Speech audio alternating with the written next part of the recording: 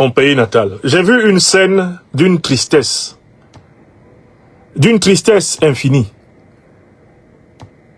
Le tyran sénile du Cameroun, Biya Paul, bénéficiant d'un court moment de lucidité, depuis sa dernière et traditionnelle disparition, a soudain fait une apparition typique de ces grands rituels fantomaux à la télévision camerounaise à une occasion particulièrement scandaleuse.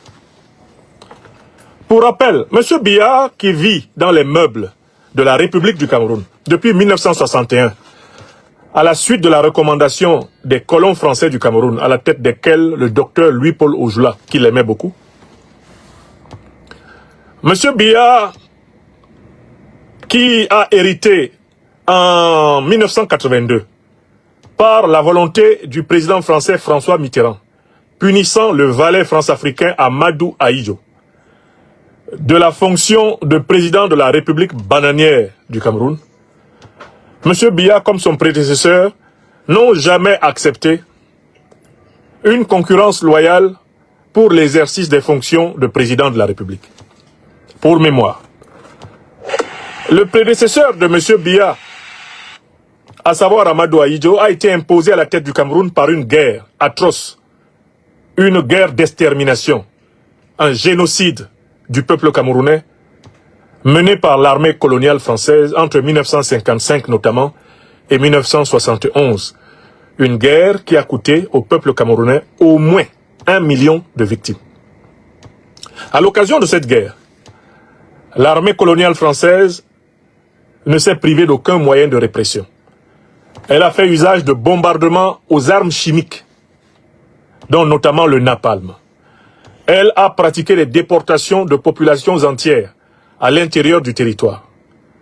Elle a pratiqué des exécutions sommaires et s'est fait remarquer à tout jamais par la décapitation de ses victimes dont les crânes étaient exposés sur des perches mises à la vue des populations de tous les villages afin de leur imposer une psychologie de la terreur.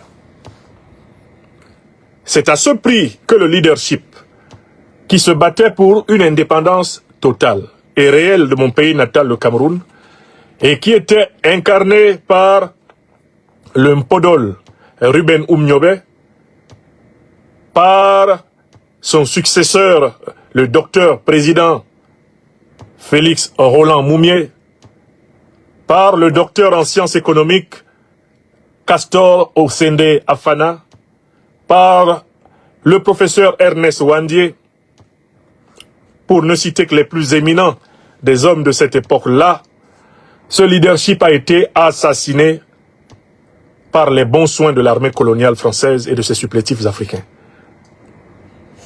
C'est à ce prix que Ahidjo a été imposé, par la violence coloniale française, par des fraudes électorales, par le mensonge de la propagande coloniale, par l'ingérence dans les affaires politiques, économiques, militaires, dans les affaires diplomatiques du Cameroun jusqu'à ce jour. En 1971, alors qu'Ahidjo se prépare à assassiner Ernest Wandié, dernier président de l'armée de libération nationale du Cameroun sous Macky, un certain avocat français appelé François Mitterrand, qui est encore opposant au régime du général de Gaulle, se propose de venir défendre le héros révolutionnaire camerounais Ernest Wandié au tribunal à Yaoundé. Amadou Ahidjo, alors conseillé par la France de Gaulle, de Foccart, la France de Pompidou, oppose une fin de non-recevoir à Amadou Ahidjo, et une fin de non-recevoir, à François Mitterrand, qui, bien sûr, sous les ordres des dirigeants français, est refoulé du territoire camerounais. Amadou Ahidjo venait de contracter là une rancune tenace qui fera que lorsque le 1er mai 1981, lorsque le 7 mai 1981, François Mitterrand est élu président de la République française, l'un des premiers chefs d'État qu'il songe à faire sauter n'est rien d'autre qu'Amadou Ahidjo, à qui Mitterrand fait savoir qu'il lui faut plier ses bagages. C'est à la faveur donc de la punition de Mitterrand contre Ahidjo que Biya arrive au pouvoir. Et de 1982 à nos jours, tout comme Ahidjo pendant 22 ans, lui maintenant pendant plus de 42 ans, ils n'ont jamais l'un ni l'autre accepté une concurrence loyale pour les fonctions de président de la République. Ils ont utilisé la fraude électorale, la fraude constitutionnelle, ils ont utilisé le mensonge institutionnel, ils ont utilisé la corruption d'État, le tribalisme d'État pour se maintenir au pouvoir. D'Ahidjo à Biya, les dirigeants camerounais ont toujours reçu des félicitations des chefs d'État français à chacune des mascarades qu'ils ont organisées. Toutes les mascarades électorales organisées à partir des années 60 par Ahidjo au Cameroun ont été félicitées par De Gaulle, félicitées par Pompidou, félicitées par Giscard d'Estaing. Toutes les mascarades, les fraudes électorales, les viols constitutionnels, les violations constitutionnelles perpétrées par Biya depuis 1982 au Cameroun, elles ont été félicitées par François Mitterrand, félicitées par Jacques Chirac, félicitées par Nicolas Paul Stéphane Sarkozy de Nagui Boksa, félicitées par François Hollande et félicitées par Emmanuel Macron. Donc, le monsieur qui tient en otage avec l'oligarchie de voyous, qui l'utilise comme une marionnette, les fonctions de président de la République du Cameroun, est un pur produit du colonialisme et du néocolonialisme français.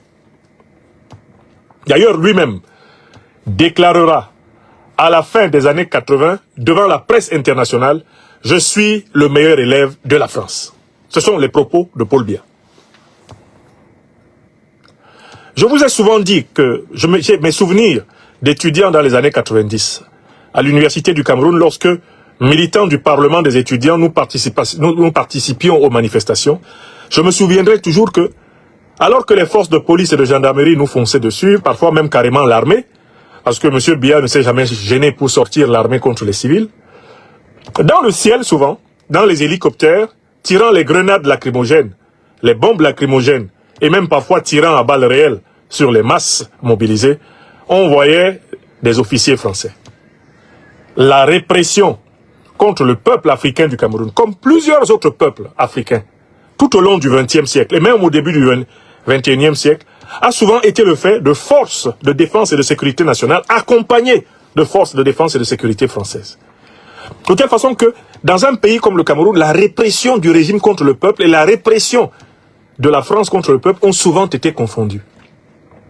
Bon, M. Biya prétend encore cette année qu'à plus de 92 ans, avec des fuites urinaires, et même plus, avec une santé qui vacille en raison de sa sénilité avérée, M. Biya prétend pouvoir gouverner le Cameroun pour 8 ans encore, pour 7 ans encore, jusqu'à sa 100e année. C'est d'une absurdité absolue, et on sait très bien que cet homme-là est une marionnette, c'est un jouet qui est tenu par l'oligarchie constituée par sa famille, les généraux corrompus qui tiennent les forces de défense et de sécurité pour quelque temps encore, et quelques ministres triés sur le volet de la logique de la politique alimentaire qui anime plusieurs Camerounais de toutes les origines et de toutes les régions. C'est cette politique alimentaire qui justifie l'existence de cette ignominie, de cette aberration qui s'appelle le RDPC. Rassemblement démocratique du peuple camerounais. Je n'ai pas dit démocratique. Un rassemblement démocratique du peuple camerounais. C'est un rassemblement d'individus corrompus de toutes les régions, de toutes les ethnies du Cameroun, au service du despotisme, et bien des Biyaz, du néocolonialisme français, de l'impérialisme occidental. C'est une oligarchie d'ennemis de l'Afrique qui tient mon pays natal en otage pour quelque temps encore. M. Biya prétend donc, ou plutôt il se fait prétendre, il se fait déclarer candidat à une énième foire électorale où les listes électorales n'existent pas. Elles ne sont connues de personne. La commission électorale est sous le contrôle de ses seuls partisans, la fameuse Elekam. Le Conseil constitutionnel est sous le contrôle de ses seuls partisans, incarné par le visage ténébreux de Clément Atangana. ennemi du droit, un individu légiphobe. Les forces de défense et de sécurité sont encore à la botte du clan. Les régies financières de l'État sont utilisées comme fonds privés par Biya et sa famille. Les médias publics sont confisqués et tout naturellement la diplomatie verrouillée en faveur du maintien à tout prix au pouvoir de la dictature de Paul Biya. Dans ces conditions, il dit qu'il est candidat. Et cette fois-ci, il a pris la précaution d'éliminer d'abord 70 concurrents potentiels et d'éliminer systématiquement tous ceux des candidats qui auraient pu oser revendiquer une victoire volée le 12 octobre 2025. Il n'est resté qu'avec 11 petites marionnettes qui ne sont rien d'autre que ses propres jouets. Des pseudo-opposants, des figurants qui, au lendemain du 12 octobre, feront profil bas, attendant le partage des postes et les rémunérations pour leur participation, eh bien, à la farce qu'on ose appeler élection présidentielle et que nous avons appelé pourri élection, une pourri élection. Ce monsieur dit qu'il est candidat, ou du moins il fait dire, ou on lui fait dire qu'il est candidat. Jamais lui-même ne se tient, parce que d'ailleurs il lui est difficile de se tenir longtemps devant les Camerounais, jamais il se tient vraiment devant les Camerounais pour dire « J'ai bientôt 93 ans, je veux vous administrer, ou prétendument vous gouverner, jusqu'à ma 100e année. » Lui-même ne se tient pas devant les Camerounais pour dire cela. Il est invisible. Il est complètement transparent. Consacré à son rabibochage, à son rafistolage, à son bidouillage, à son requinquage, à son artificialage par sa famille et l'oligarchie qui profite du Cameroun en utilisant ses soi-disant hautes instructions. Ce monsieur-là ne s'annonce pas lui-même candidat. Et pendant donc que ses partisans organisent une campagne, mais ténébreuse, une campagne fantomale, en utilisant sa photo comme étant focalisateur d'énergie pour incarner sa présence dans un lieu, dans ce que nous avons appelé la photolatrie, le culte de la photo du tyran. Pendant que ses partisans sont obligés d'aller s'accrocher à des statuettes, supposées substituer l'absent, le fantôme, le figurant, le pantin, le manipulé, la marionnette de l'oligarchie criminelle qui se sert de lui pour continuer à sucer le sang du peuple camerounais tel des sangsues. Pendant tout ce temps-là, M. Biya, lui, il n'apparaît pas. Quelle occasion choisit-il pour apparaître? Regardez le degré de méchanceté, de cynisme, de bêtise même qui anime cet homme. Il choisit d'apparaître pour la première fois depuis sa soi-disant déclaration de candidature pour faire ses adieux au général Thierry Marchand, ambassadeur de France sur le départ le 1er septembre 2025. Astaghfirullah. Bébé Zamba, Aloktara, Mbouji. Ce n'est pas possible. Zapa Baba, Maman Nangai. Dans quelle langue faut-il jurer ici? Quelqu'un qui dit à la population de son pays, je suis candidat à la fonction de magistrat suprême du pays. Il ne se tient pas devant son peuple supposé pour annoncer sa candidature criminelle. Mais il a la force, là il trouve la force d'apparaître pour dire au revoir aux représentants de l'ancienne puissance coloniale. C'est un scandale à 5 niveaux. Il y a 5 niveaux de scandale dans ce choix de Paul Biya. Premièrement, Paul Biya dit ouvertement aux Camerounais, ce n'est pas vous qui m'avez donné le pouvoir. Je me comporte bien envers ceux qui m'ont donné le pouvoir. Je dois le pouvoir au Cameroun à l'ancien président de la République française, François Mitterrand. C'est lui qui a demandé à Ahidjo de partir pour que je m'installe. Donc chaque fois qu'un représentant attitré de la République française sera sur ce sol, je me comporterai face à lui avec une obséquiosité.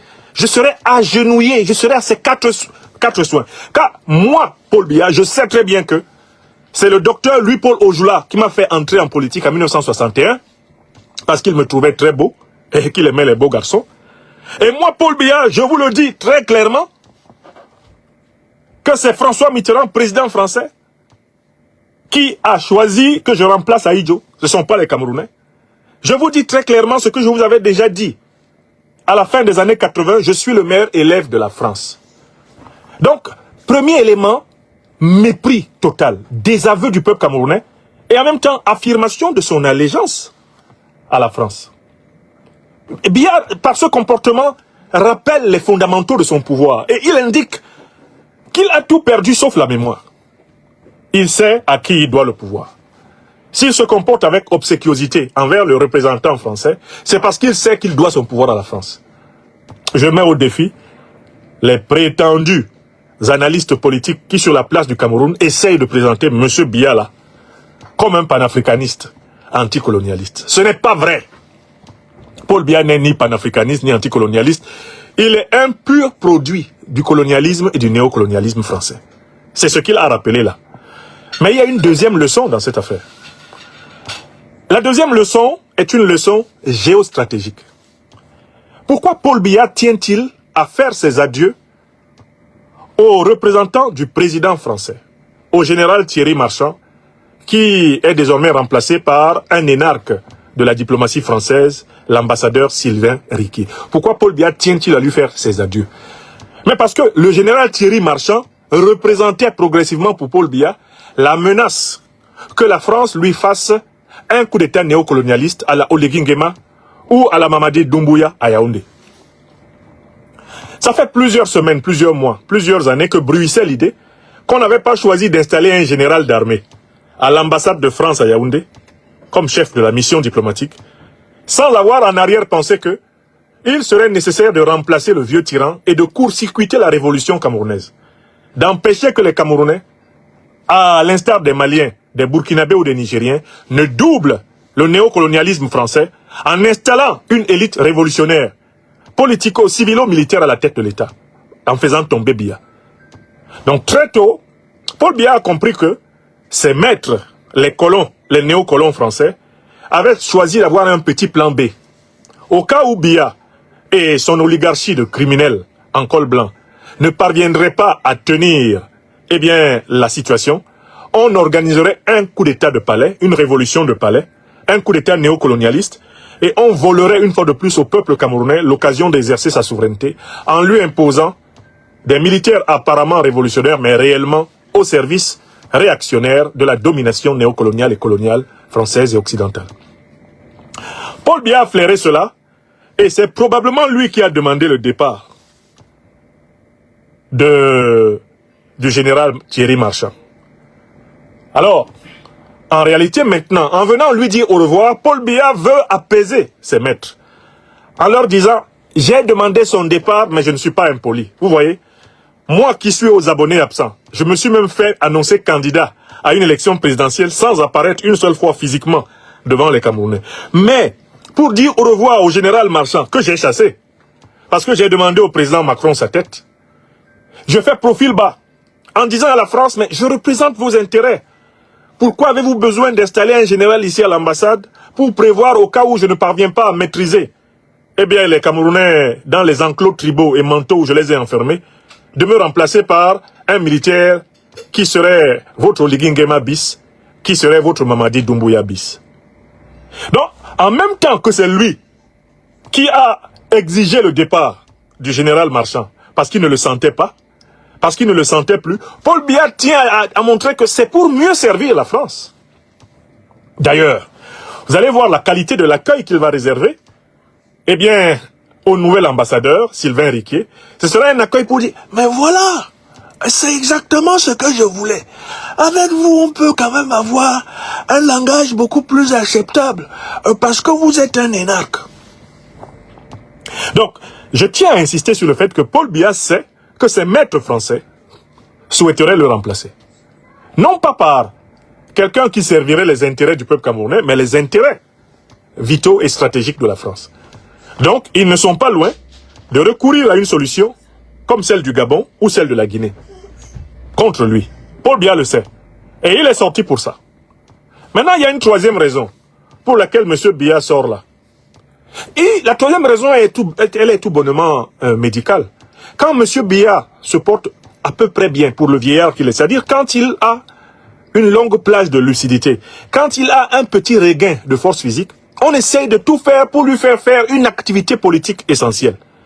Parce que juste après, il s'effondre et il doit être requinqué, tarabistouillé, rabiboché. C'était un individu médicalisé à outrance. Donc là, il y avait une lucarne. Biya se sentant relativement et à peu près bien, on l'a rapidement sorti pour lui faire jouer un rôle indiquant symboliquement qu'il serait encore activement à la tête de l'État avant de le remettre au repos. Cet homme-là est dialectiquement géré. Il est chimiquement géré. C'est un homme qui est rafistolé, c'est un homme qui est requinqué à chaque occasion en préparation d'une performance extraordinaire. S'il réussit à être éveillé pendant 3 heures, c'est vraiment gagné. Et qui plus est, s'il réussit à se tenir debout et à marcher sur 30 mètres pendant les 2 heures ou 3 heures où il est en lucidité et en capacité physique, son entourage a gagné pour 3 mois de silence encore au besoin. Donc, il faut savoir que c'est une apparition strictement conforme à son protocole médical. Il ne peut pas sortir comme ça tous les jours. Biya sort comme ça tous les jours, il tombe raide mort. Complètement exténué. Parce qu'il n'est pas capable d'exercer les fonctions de président. Il n'en est pas physiquement capable. Il n'en est pas physiquement capable. Je ne dis pas que cet homme-là ait complètement perdu la tête. Ce n'est pas mon sentiment. Il bénéficie d'une certaine lucidité, mais son incapacité physique est maximale. Et cette incapacité physique joue nécessairement sur son efficacité dans l'exercice du gouvernement. Ça, c'est indiscutable. Donc là, la troisième raison pour laquelle il apparaît là, c'est que exceptionnellement, il allait un peu mieux. Exceptionnellement, on a vu qu'on pouvait le sortir. Et on l'a sorti rapidement, puis on l'a remis, en effet, au laboratoire. Parce que il faut à nouveau le requinquer, le relancer. Il faut à nouveau le rabibocher, le tarabistouiller, le traficoter. Pour prévoir que ce type-là soit encore capable de faire 1 heure ou 2 de lucidité dans une cérémonie politique. Dans plusieurs cérémonies politiques, par le passé, on a vu qu'il a failli y clamser. Il a failli mourir ici pendant les Jeux Olympiques à Paris. Ils l'ont exposé à la pluie. Il a fait 3 mois à 4 mois, dont certaines journées dans le coma. Oui! Regardez ce qui s'est produit pendant certains défilés. Et la couleur de son siège quand il s'est levé, ayant perdu les os. Cela est arrivé plusieurs fois. Donc c'est quelqu'un qu'on ne sort que délicatement. Après avoir encadré médicalement, après avoir évalué sa capacité de tenir bon le temps d'une séquence cérémonielle. C'est la troisième raison. La quatrième raison, elle est bassement politico-politicienne. Biya vient rappeler à ses partisans qui sont pressés de se battre pour lui succéder, et il vient rappeler à ses opposants figurants que c'est toujours lui, ou du moins c'est toujours son nom qu'on emploie pour partager le pouvoir politique au Cameroun.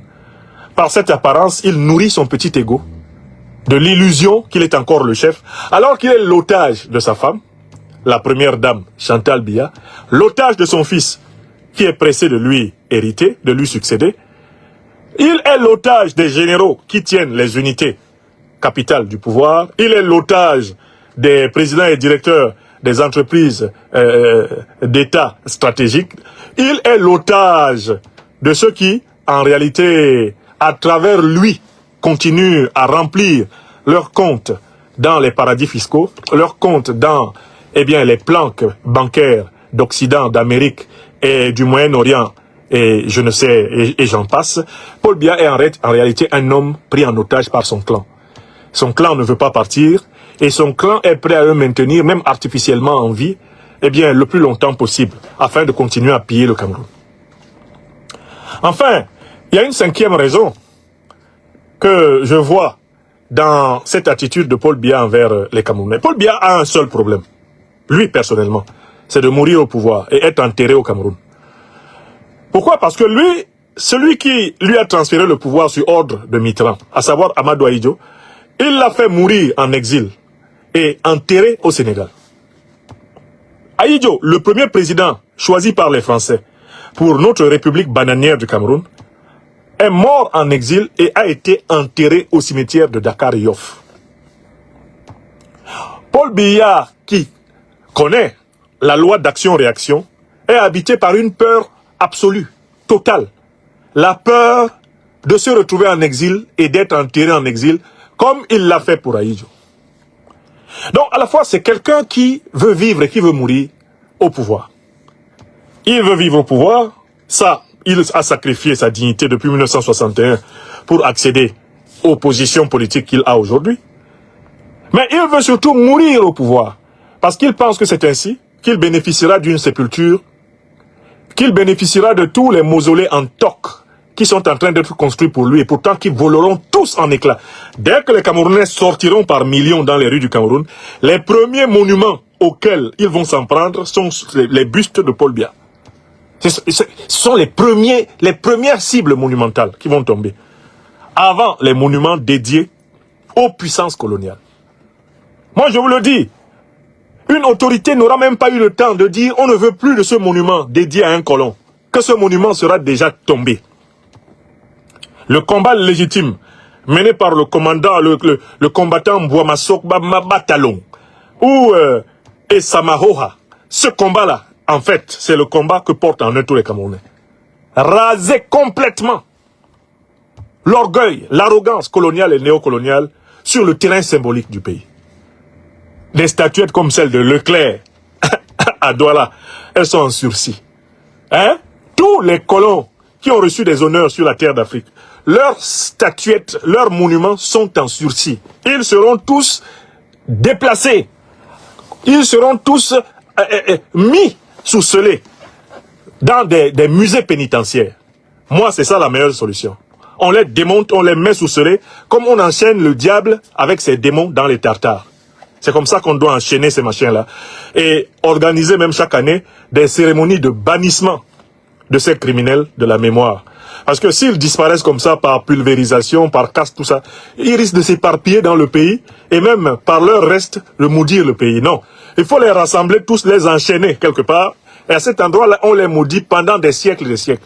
On instaure une fête de la dénonciation et de la condamnation du colonialisme. Et lors de cette fête, on lapide leurs monuments, littéralement comme on lapide le diable à la Mecque.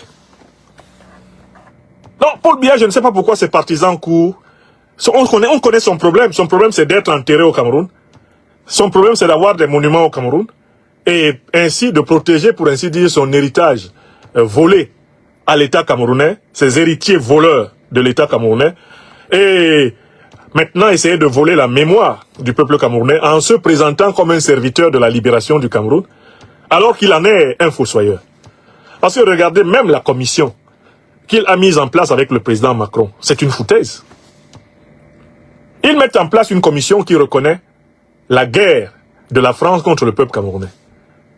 Mais les responsables de cette guerre sont là, dans la commission. Le président français, selon le principe de la continuité de l'État, est responsable des crimes de guerre, des crimes contre l'humanité que l'armée française a commis au Cameroun.